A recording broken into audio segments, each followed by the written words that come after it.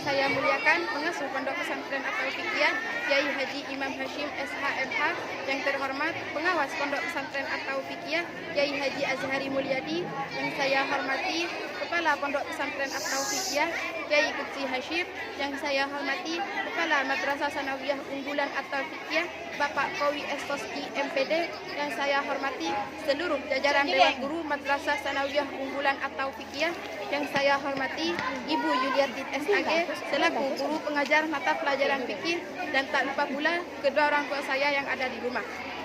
Baiklah, saya Saidatun Nasuha dari kelas 9D akan mempresentasikan peta imajinasi yang saya buat dengan tema kurban. Kurban di sini dibagi menjadi 10 cabang. Cabang yang pertama adalah pengertian. Pengertian kurban diambil dari bahasa Arab, yaitu qaruba yaqrabu korbanan, yang artinya pendekatan diri atau mendekatkan diri. Menurut syariat Islam, kurban adalah segala sesuatu yang digunakan untuk mendekatkan diri kepada Allah Subhanahu wa taala, berupa penyembelihan hewan ternak dengan syarat tertentu dan dilakukan pada waktu tertentu. Cabang yang kedua adalah hukum kurban. Hukum kurban adalah sunnah muakkad seperti dalam beberapa hadis berikut. Yang pertama, annal udhiyat laisat biwajibatin walakinnaha sunnatun min sunani Rasulillah sallallahu alaihi wasallam, yang artinya sesungguhnya penyembelihan kurban tidak wajib tetapi sunnah dari Rasulullah sallallahu alaihi wasallam. Hadis riwayat At-Tirmidzi. Hadis yang kedua adalah kutiba alayyan nahru walaisa biwajibin bikum, yang artinya wajib atas kamu penyembelihan tetapi tidak wajib atas aku penyembelihan tetapi tidak wajib atas kamu. Hadis riwayat Ad-Daraqutni. Hadis yang ketiga adalah qala Rasulullah sallallahu alaihi wasallam man wajada sa'atan wa lam yudhi fala yaqrabanna musallana, yang artinya Rasulullah sallallahu alaihi wasallam bersabda, barang siapa yang mempunyai kemampuan tetapi tidak menyembelih kurban, maka janganlah kalian mendekati tempat salat kami. Hadis riwayat Ahmad dari Abu Hurairah.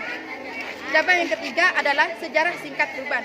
Sejarah singkat kurban seperti yang diceritakan dalam Al-Quran, surah As-Saffah ayat 102 sampai dengan 107, yang dimana dikisahkan di dalamnya adalah Nabi Ibrahim waktu itu bermimpi bahwa Allah Subhanahu wa taala memerintah agar membunuh putranya sendiri, yaitu Nabi Ismail alaihissalam.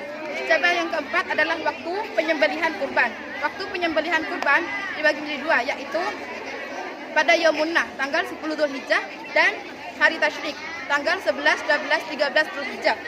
Cabang yang selanjutnya adalah jenis hewan kurban. Jenis hewan yang akan disembelih adalah ada 3. Yang pertama ada kambing, sapi, dan unta.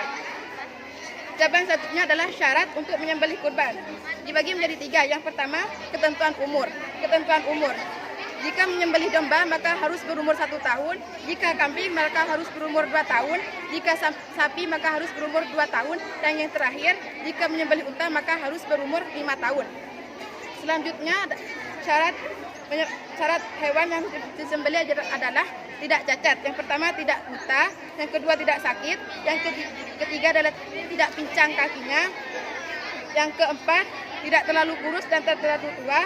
Dan yang kelima, tidak berpenyakit. Dan yang keenam, tidak ada anggota tubuh yang terputus. Ketentuan dalam menyembelih kurban: yang pertama, 1 kambing adalah untuk 1 sekeluarga. Dan yang kedua, disembelih di lapangan di mana terlaksanakannya sholat Idul Adha. Dan yang ketiga, disembelih setelah sholat Id. Yang keempat, yang menyembelih adalah orang yang berkurban atau sahibul kurban. Yang kelima adalah orang sahibul kurban tidak memotong kuku atau memotong rambut. Yang terakhir adalah sunnah kurban. Sunnah kurban adalah membaca basmalah, membaca sholawat, membaca takbir, dihadapkan ke arah kiblat, membaca doa sebelum menyembelih, disembelih sendiri oleh sahibul kurban. Pembagian daging di sini seperti yang tercantum dalam Quran surah Al-Hajj, yaitu sahibul kurban boleh memakannya sedikit lalu dibagikan kepada orang lain. Yang ketiga, hikmah penyembelihan kurban. Yang pertama, bisa meningkatkan rasa iman dan takwa kepada Allah Subhanahu wa taala, wahana mendekatkan diri kepada Allah, dan yang terakhir adalah bentuk syukur hamba atas nikmat dari Allah Subhanahu wa taala. Mungkin hanya ini yang bisa saya sampaikan, kurang lebihnya mohon maaf. Wassalamualaikum warahmatullahi wabarakatuh.